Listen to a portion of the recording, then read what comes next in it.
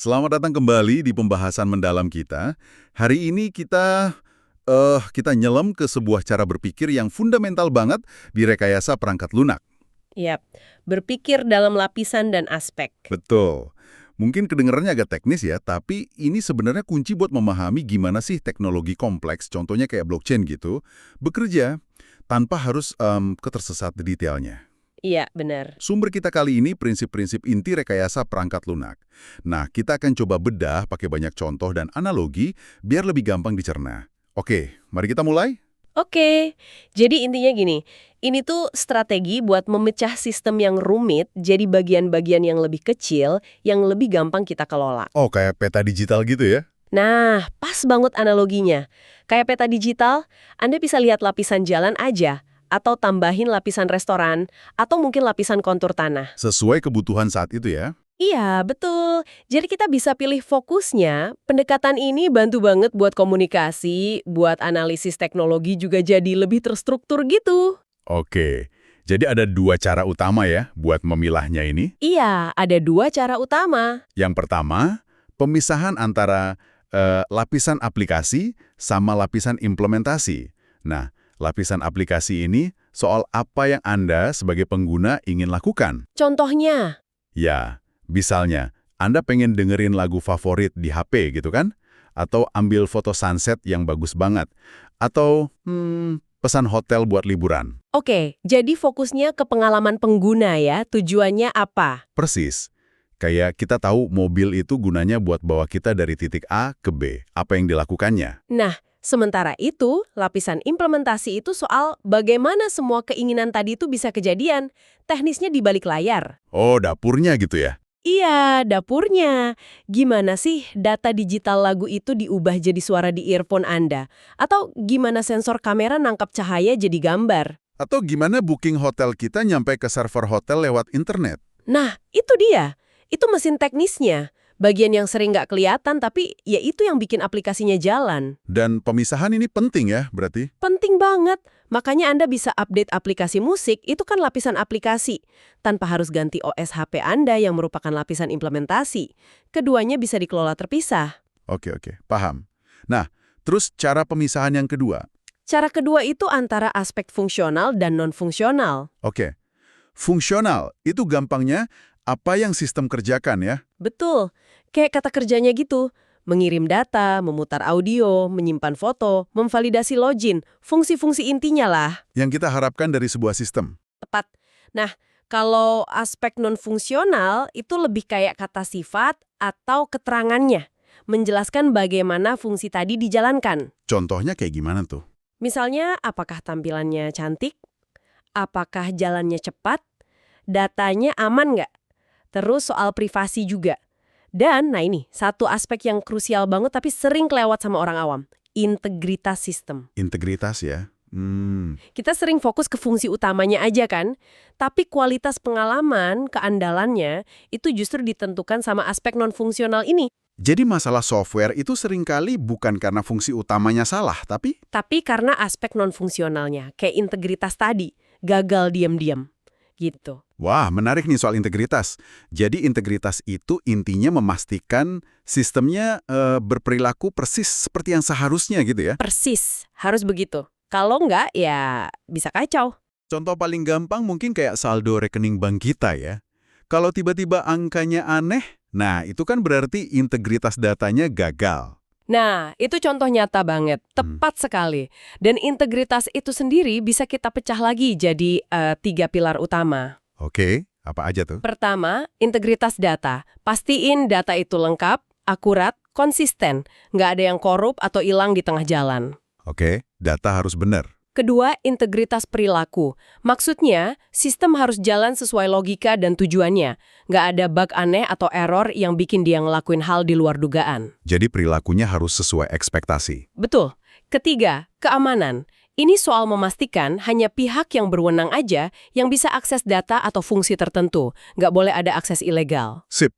Data, perilaku, keamanan. Nah, banyak masalah kayak data hilang, aplikasi nge-crash, atau akun kena bobol. Itu akarnya ya dari pelanggaran salah satu pilar integritas ini. Makanya para ahli fokus banget ya buat mastiin ini ya. Iya, mereka habisin banyak waktu dan energi buat ini.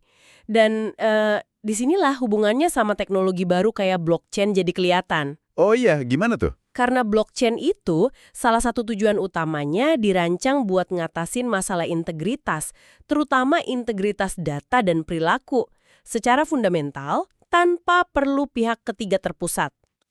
Oke. Jadi nyambung ke situ ya. Jadi apa artinya semua ini buat Anda yang dengerin? Ya, intinya. Memahami konsep lapisan, aspek, terus terutama pentingnya integritas ini, itu kayak ngasih kita kacamata baru gitu ya buat lihat teknologi. Bener banget. Tadi pas dengar soal blockchain misalnya, kita jadi lebih ngeh gitu. Kenapa sih teknologi ini ada? Masalah mendasar apa yang mau dipecahkan? Oh, ternyata seringkali soal jaminan integritas. Tanpa perlu percaya sama satu pihak aja. Iya. Mirip kayak kita paham cara pakai HP buat nelpon atau cari info, tapi nggak perlu jadi ahli gelombang radio kan? Kita fokus di lapisan yang relevan aja buat kita. Jadi ya, kesimpulan utamanya memilah sistem jadi lapisan, aplikasi lawan implementasi, dan aspek fungsional lawan non-fungsional, itu alat bantu berpikir yang kuat banget buat ngelola kompleksitas. Bikin lebih gampang dicerna ya? Iya, memungkinkan kita fokus pada bagian yang penting buat tujuan kita, entah kita pengguna akhir atau pengembang. Kerangka ini berguna banget, apalagi pas menilai inovasi teknologi baru. Jadi kita bisa lihat, ini sebenarnya nyelesain masalah apa sih? Dan seringkali balik lagi ke isu fundamental kayak integritas tadi. Oke. Nah, sebagai penutup nih, ada sebuah pemikiran buat Anda bawa pulang. Mengingat betapa krusialnya integritas, sebuah aspek non-fungsional yang seringkali tersembunyi di lapisan implementasi. Coba dipikirin, ada nggak ya aspek non-fungsional tak terlihat lainnya yang sebenarnya vital banget dalam teknologi yang Anda pakai sehari-hari, tapi baru kerasa pentingnya pas dia gagal fungsi? Pertanyaan bagus tuh buat direnungkan. Oke, terima kasih sudah menyimak pembahasan mendalam kita kali ini. Halo, pernah kepikiran nggak sih pas kita milih mobil, itu kan ada pilihan mesinnya ya? Mau diesel, bensin, atau listrik? Betul itu. Pilihannya macam-macam. Nah, pilihan mesin itu kan bener-bener ngubah segalanya ya, soal performa, soal pengalaman nyetirnya, meskipun mungkin dari luar mobilnya kelihatan ya gitu-gitu aja, sama aja. Iya. Padahal dalemannya beda banget. Nah, konsep yang mirip banget ternyata berlaku juga di dunia sistem teknologi loh. Oh ya? Gimana tuh? Jadi, milih arsitektur sistem itu katanya kayak milih fondasi bangunan atau malah mesin intinya gitu ya, buat sistem digital. Wah, iya. Perumpamaan yang pas itu. Fondasi atau mesin. Hari ini, kita mau coba bahas lebih dalam ya, sebuah ide fundamental dari bab melihat gambaran besar. Ini dari sumber yang Anda bawa, Blockchain Basics. Oke, siap. Fokus kita kali ini soal pilihan krusial antara arsitektur sistem, mau yang terpusat atau yang terdistribusi. Nah, itu dia. Dua kutub utama. Kita pengen telusuri nih, gimana sih pilihan dasar ini, kayak milih mesin mobil tadi ya, akhirnya nentuin cara kerjanya, kekuatannya, tapi juga kelemahannya sebuah sistem. Mari kita bongkar bareng-bareng yuk. Boleh. Dan emang di sumbernya, itu analogi mobil tadi dipakai buat ngejelasin soal modularisasi sama lapisan-lapisan sistem. Oh, menarik. Jadi ya, sama kayak mesin mobil yang nggak kelihatan tapi vital banget, arsitektur sistem itu bisa dibilang otak atau jantung di balik layar. Dia yang nentuin kemampuannya. Oke. Dan intinya, pilihannya ya cuma dua itu tadi. Terpusat, di mana semua nyambung dan tergantung ke satu titik kontrol pusat. Kayak bintang gitulah, ada pusatnya. Oke, satu pusat kendali. Atau, yang kedua, terdistribusi. Ini beda lagi. Komponen-komponennya saling nyambung, ngebentuk jaringan, tapi nggak ada satu pengendali tunggal. Oke, jadi kayak nggak ada bosnya gitu ya? Bisa dibilang gitu. Bayangin aja kayak jembatan gantung. Kan banyak kabel baja tuh yang saling nopang. Bukan cuma ngandelin satu tiang utama aja. Oke. Perbandingan yang bagus itu.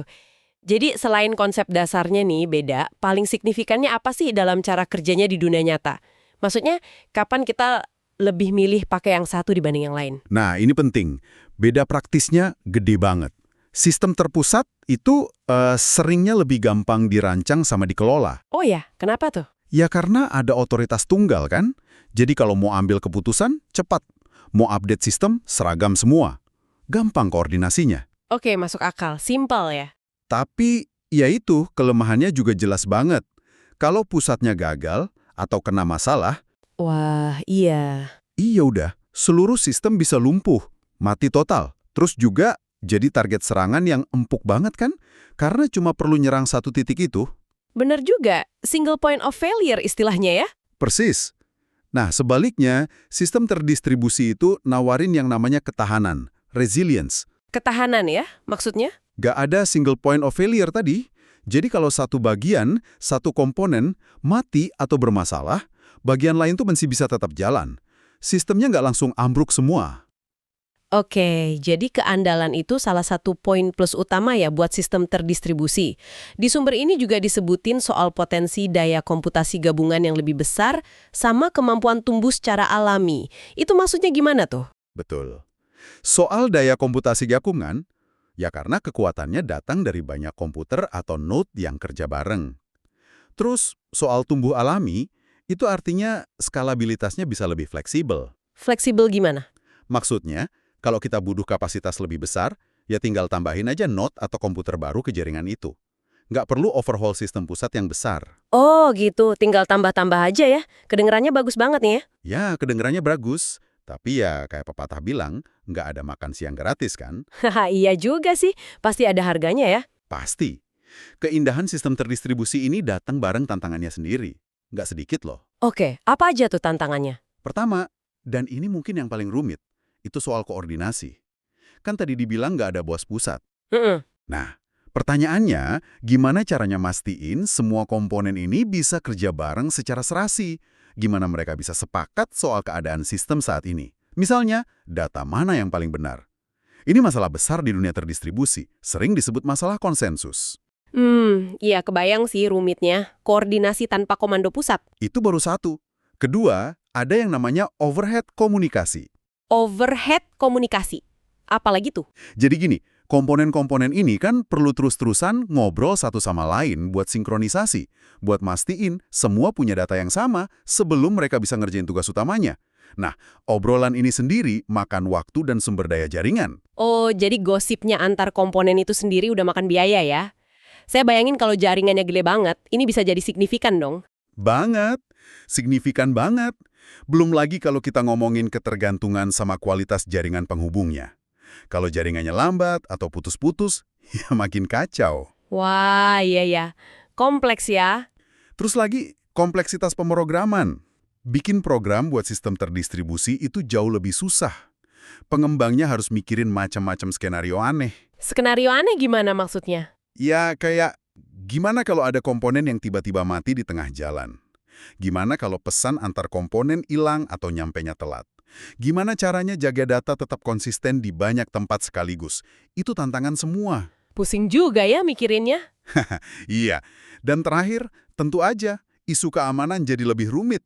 Karena data kan harus jalan-jalan nih, pindah-pindah melintasi jaringan. Bisa jadi lewat jalur yang nggak sepenuhnya aman. Oke. Jadi banyak juga ya pertimbangannya. Betul. Salah satu implementasi yang populer dari arsitektur terdistribusi ini, ya jaringan peer-to-peer atau P2P. Ah, P2P. Sering dengar itu. Nah, di P2P itu, setiap komputer atau node itu secara langsung berkontribusi dan berbagi sumber daya. Bisa file, bisa daya komputasi, langsung ke anggota jaringan lainnya, nggak pakai perantara pusat. Oke.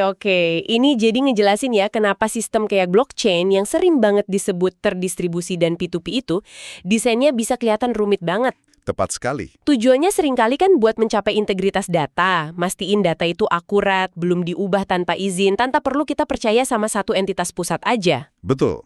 Menghilangkan kebutuhan akan perantara terpercaya. Itu salah satu kuncinya. Jadi dengan memahami dikotomi arsitektur ini, terpusat versus terdistribusi, kita jadi punya kacamata baru ya buat ngevaluasi kekuatan sama kelemahan berbagai sistem teknologi yang kita pakai sehari-hari. Jadi bisa ngelihat mesin di balik tampilannya gitu. Persis. Ini pemahaman dasar yang krusial banget di era digital ini. Dan sebagai penutup nih, mungkin ada satu pertanyaan menarik buat Anda, para pendengar. Renungkan. Wah, apa tuh? Bikin penasaran. Gini, mengingat semua kompleksitas dan tantangan keamanan yang udah kita bahas tadi di sistem terdistribusi, terutama soal koordinasi, komunikasi, konsensus, itu menurut Anda nih, Mekanisme atau mungkin inovasi baru apa sih yang paling krusial buat dikembangin? Inovasi buat apa nih? Supaya sistem terdistribusi ini bisa secara efektif dan yang penting, aman buat ngegantiin model terpusat.